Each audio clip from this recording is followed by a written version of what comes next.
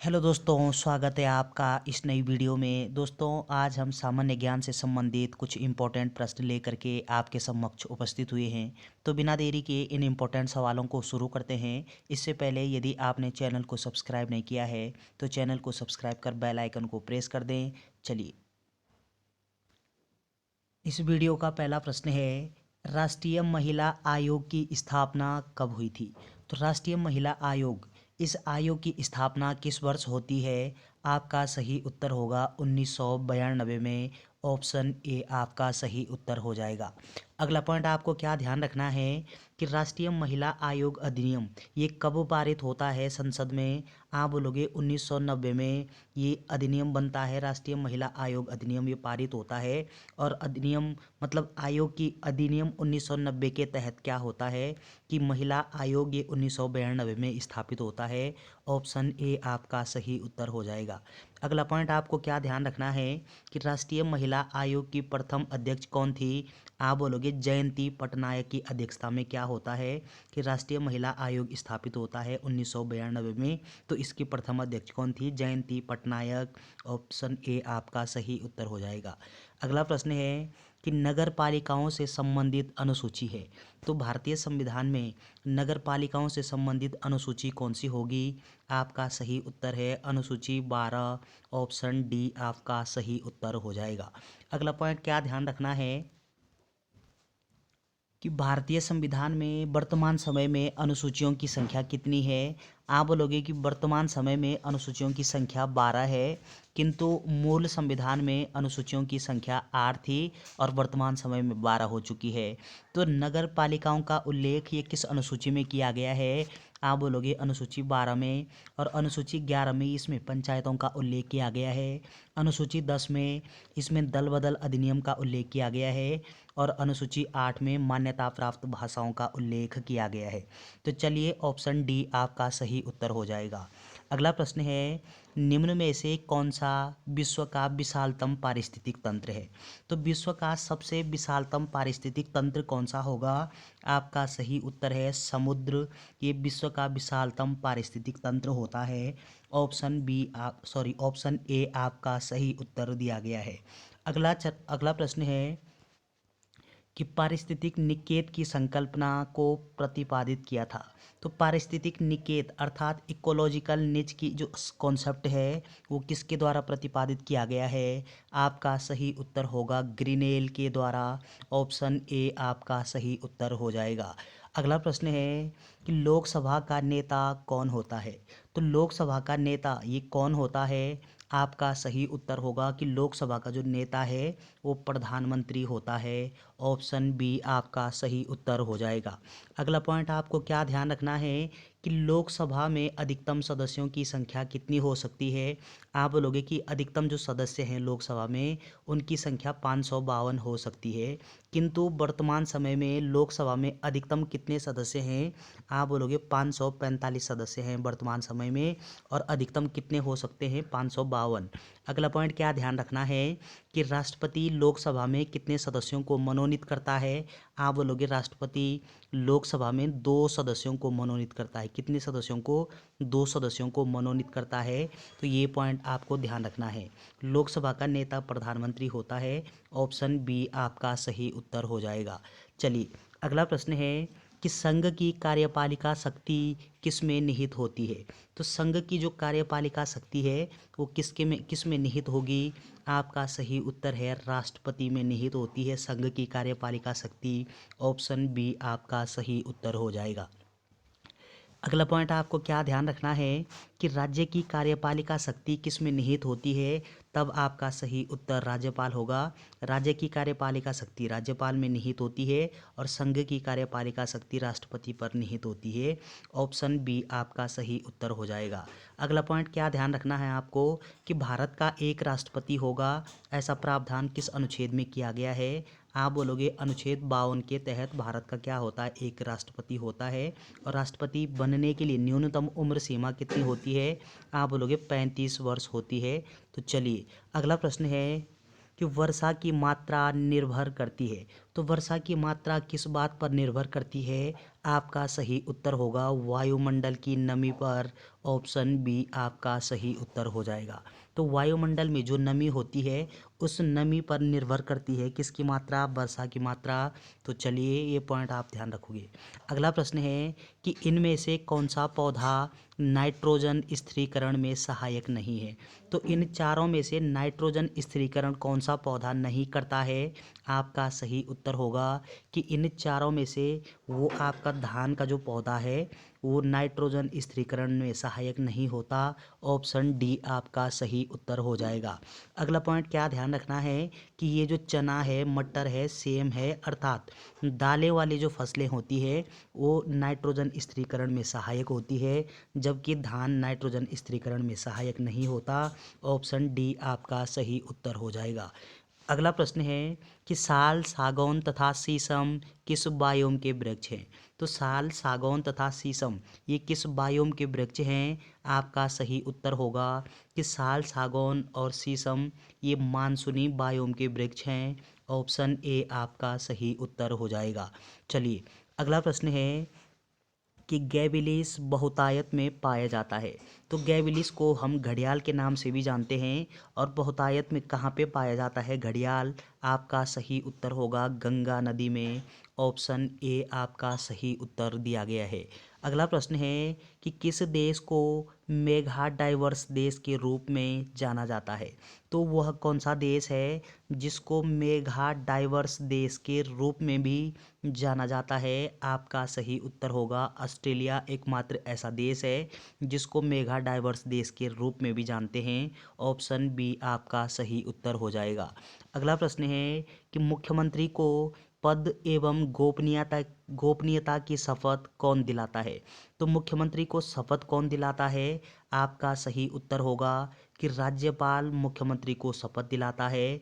Option A आपका सही उत्तर हो जाएगा। अगला पॉइंट आपको क्या ध्यान रखना है कि मुख्यमंत्री को शपथ राज्यपाल दिलाता है और राज्यपाल को शपथ कौन दिलाता है। आप लोगों की संबंधित राज्य का जो हाई कोर्ट है उस हाई कोर्ट का मुख्य न्यायाधीश के समक्ष राज्यपाल शपथ लेता है और मुख्यमंत्री को राज्यपाल शपथ दिलाता है। तो चलिए ऑप्शन ए आपका सही उत्तर हो जाएगा। अगला प्रश्न है कि विधानसभा का नेता कौन होता है। तो विधानसभा का नेता ये आपका मुख्यमंत्री होता है। ऑप्शन सी आपका सही उत्तर दिया गया है। अगला पॉइंट क्या ध्यान रखना है कि लोकसभा का नेता प्रधानमंत्री होता है और विधानसभा का नेता मुख्यमंत्री होता है। तो ऑप्शन सी आपका सही उत्तर हो जाएगा। अगला प्रश्न है कि राज्य लोक सेवा आयोग का उल्लेख किस अनुच्छेद में है। तो राज्य का जो लोक सेवा आयोग है इस लोक सेवा आयोग का उल्लेख भारतीय संविधान के किस अनुच्छेद में किया गया है। आपका सही उत्तर होगा अनुच्छेद 315 में। ऑप्शन सी आपका सही उत्तर हो जाएगा। अगला पॉइंट आपको क्या ध्यान रखना है कि लोक सेवा आयोग का जो उल्लेख है वो अनुच्छेद 315 में किया गया है और 315 में लोक सेवा जो आयोग है वो 3 प्रकार का होता है। कितने प्रकार का होता है। 3 प्रकार का। एक होता है आपका संघ लोक सेवा आयोग, दूसरा होता है राज्य लोक सेवा आयोग और तीसरा होता है संयुक्त लोक सेवा आयोग। तो 3 प्रकार के होते हैं लोक सेवा आयोग। अब हम बात करते हैं संघ लोक सेवा आयोग की। तो संघ लोक सेवा आयोग का प्रावधान भी अनुच्छेद 315 में है। राज्य लोक सेवा आयोग का प्रावधान भी अनुच्छेद 315 में है। संयुक्त लोक सेवा आयोग का प्रावधान भी भारतीय संविधान के अनुच्छेद 315 में किया गया है। अगला पॉइंट आपको क्या ध्यान रखना है कि ये जो संघ लोक सेवा आयोग है ये पूरे भारत का एक संघ लोक सेवा आयोग होता है और राज्य लोक सेवा आयोग प्रत्येक राज्य में होता है और संयुक्त लोक सेवा आयोग हम उस लोक सेवा आयोग को कहते हैं जो 2 या 2 से अधिक राज्यों के लिए एक आयोग बनाया जाता है, उसको हम संयुक्त आयोग कहते हैं। तो ऑप्शन सी आपका सही उत्तर हो जाएगा। अगला प्रश्न है कि मंत्रिपरिषद सामूहिक रूप से किसके प्रति जिम्मेदार होती है। तो सामूहिक रूप से मंत्रिपरिषद किसके प्रति जिम्मेदार होती है। आपका सही उत्तर होगा कि लोकसभा के प्रति। ऑप्शन ए आपका सही उत्तर हो जाएगा। अगला पॉइंट आपको क्या ध्यान रखना है कि केंद्रीय जो मंत्रिपरिषद है वो सामूहिक रूप से लोकसभा के प्रति जिम्मेदार होती है और व्यक्तिगत रूप से राष्ट्रपति के प्रति जिम्मेदार होती है। वहीं अगर हम दूसरी ओर राज्यों के संदर्भ में बात करते हैं तो राज्य जो मंत्रिपरिषद होती है वो सामूहिक रूप से विधानसभा के प्रति उत्तरदायी होती है और व्यक्तिगत रूप से राज्यपाल के प्रति उत्तरदायी होती है। तो ऑप्शन ए आपका सही उत्तर दिया गया है। चलिए अगला प्रश्न है कि राज्य विधान परिषद का गठन किस अनुच्छेद के तहत किया जाता है। तो विधान परिषद का गठन पूछा गया है आपसे, किस अनुच्छेद के तहत करते हैं। आपका सही उत्तर होगा अनुच्छेद 169 के तहत राज्य विधान परिषद का गठन किया जा सकता है। ऑप्शन बी आपका सही उत्तर हो जाएगा। अगला पॉइंट आपको क्या ध्यान रखना है कि भारतीय संविधान के अनुच्छेद 168 में, अनुच्छेद 168 में इसमें आपका विधानमंडल का प्रावधान है। और विधानमंडल दो प्रकार का होता है, एक होता है आपका एक सदनात्मक विधानमंडल, दूसरा होता है द्विसदनात्मक विधानमंडल। अब एक सदनात्मक विधानमंडल में आपका विधानसभा आती है और दूसरा विधान परिषद सम्मिलित होती है। द्वि एक एक सदनात्मक में आपका विधानसभा सम्मिलित होती है और केवल उसमें राज्यपाल इंक्लूड होता है। द्विसदनात्मक में दोनों सदन होते हैं, विधानसभा भी होती है और विधान परिषद भी होती है। तो विधान परिषद का गठन वो भारतीय संविधान के अनुच्छेद 169 के तहत गठन इसका किया जा सकता है। ऑप्शन बी आपका सही उत्तर दिया गया है। अगला प्रश्न है कि भारत में महिलाओं को पहली बार मताधिकार कब प्राप्त हुआ। तो भारत में महिलाओं को सबसे पहले वोट देने का अधिकार कब मिला। आपका सही उत्तर होगा वर्ष 1926 में। ऑप्शन बी आपका सही उत्तर हो जाएगा। अगला प्रश्न है कि भारत में निर्वाचन सूची तैयार करने की जिम्मेदारी किसकी है। तो निर्वाचन सूची तैयार कौन करता है भारत में। आपका सही उत्तर होगा कि निर्वाचन आयोग। ऑप्शन ए आपका सही उत्तर हो जाएगा। तो निर्वाचन आयोग या चुनाव आयोग ये क्या करता है कि चुनाव सूची या निर्वाचन सूची तैयार करने का काम करता है। अगला पॉइंट क्या ध्यान रखना है आपको कि निर्वाचन आयोग या चुनाव आयोग का प्रावधान ये भारतीय संविधान के किस अनुच्छेद किन्हीं किस भाग में किया गया है। आप बोलोगे कि भाग 15 में ये चुनाव आयोग का प्रावधान है। ऑप्शन ए आपका सही उत्तर हो जाएगा। अगला प्रश्न है कि किस युद्ध से भारत में मुगल साम्राज्य की नींव पड़ी। तो मुगल साम्राज्य की जो नींव है वो किस युद्ध के पश्चात पड़ती है। आपका सही उत्तर होगा कि पानीपत के प्रथम युद्ध के पश्चात भारत में मुगल साम्राज्य की नींव पड़ती है।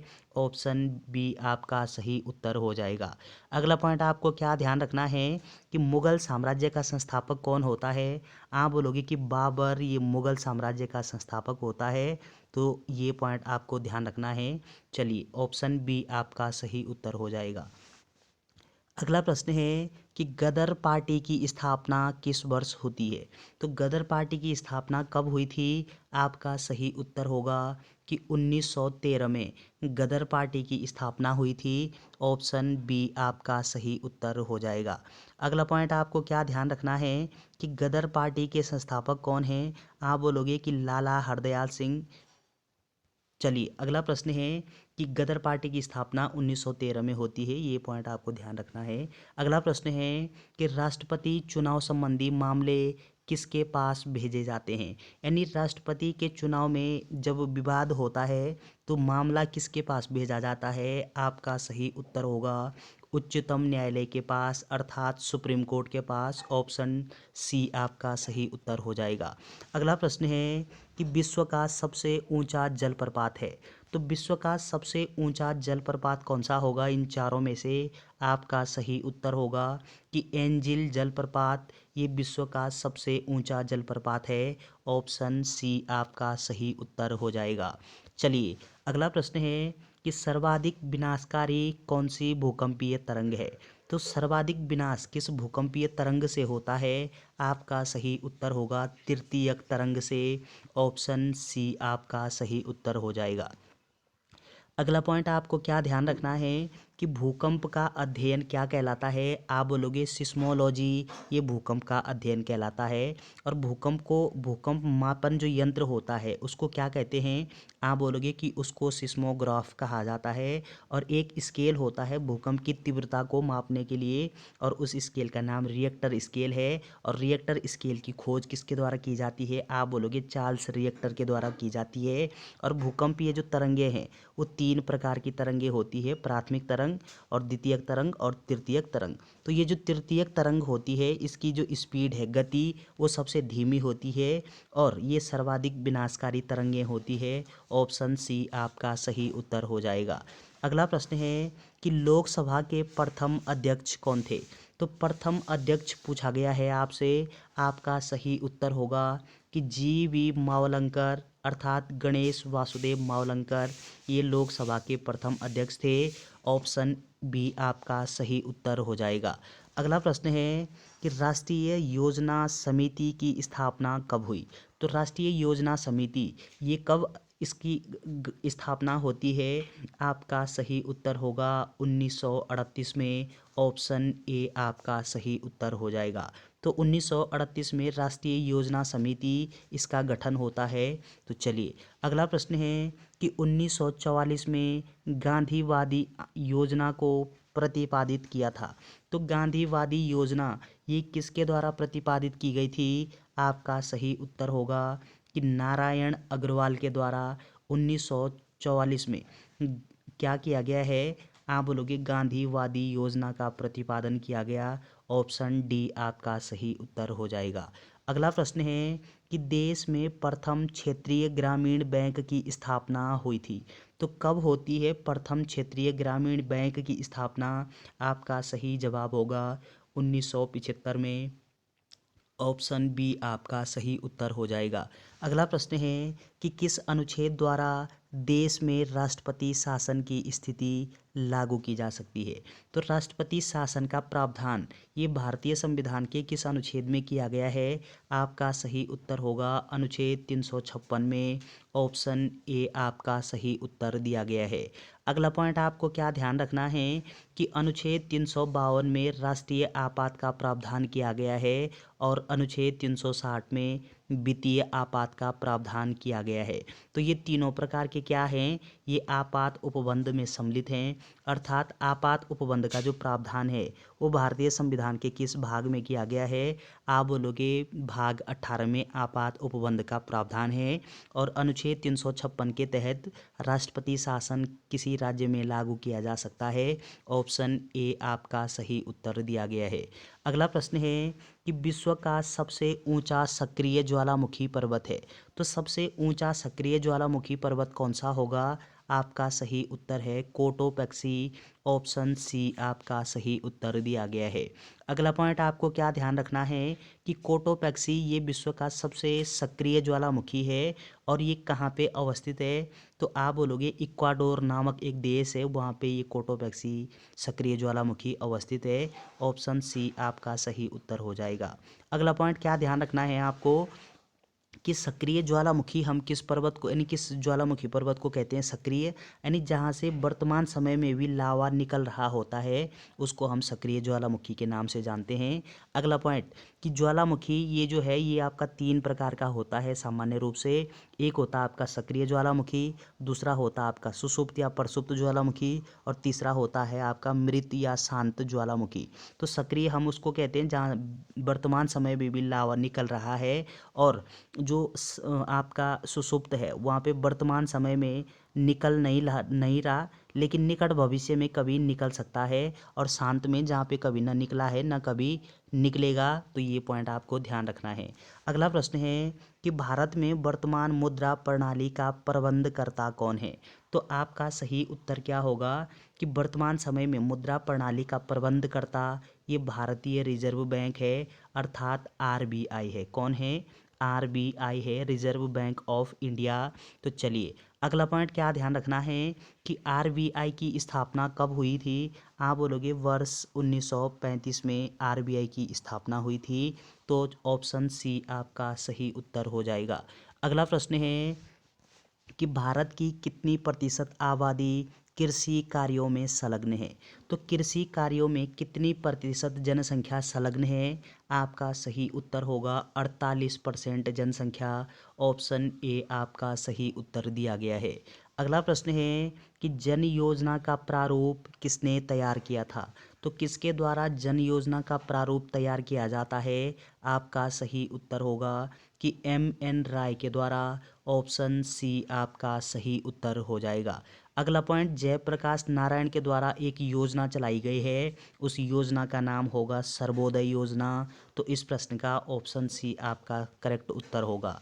अगला प्रश्न है कि वर्ष 1976 में संविधान में मूल कर्तव्यों को अंतः स्थापित किया गया। तो 1976 में भारतीय संविधान में मूल कर्तव्यों को जोड़ा गया है, और कितने मौलिक कर्तव्यों को जोड़ा गया है 1976 में? आपका सही उत्तर होगा 10 मौलिक कर्तव्यों को। ऑप्शन बी आपका सही उत्तर हो जाएगा। अगला पॉइंट आपको क्या ध्यान रखना है कि वर्तमान समय में मौलिक कर्तव्यों की संख्या कितनी है? आप बोलोगे वर्तमान में 11 मौलिक कर्तव्य हैं, और 1976 में 10 मौलिक कर्तव्यों का समावेश किया गया था, और वर्तमान समय में 11 हैं। तो 11वां जो मौलिक कर्तव्य है वो 6 से 14 वर्ष के जो बच्चे हैं उनके लिए निःशुल्क व अनिवार्य शिक्षा का प्रावधान किया गया है, कि प्रत्येक अभिभावक की ये जिम्मेदारी होगी कि वो अपने बच्चों को निःशुल्क एवं अनिवार्य शिक्षा दिलाए। ये हमारा 11वां मौलिक कर्तव्य है। ऑप्शन बी आपका सही उत्तर हो जाएगा। तो चलिए दोस्तों, ये 33 कुछ इंपॉर्टेंट प्रश्न थे। वीडियो अगर आपको अच्छी लगती है तो चैनल को शेयर करना, सब्सक्राइब करना ना भूलें। Thanks for watching.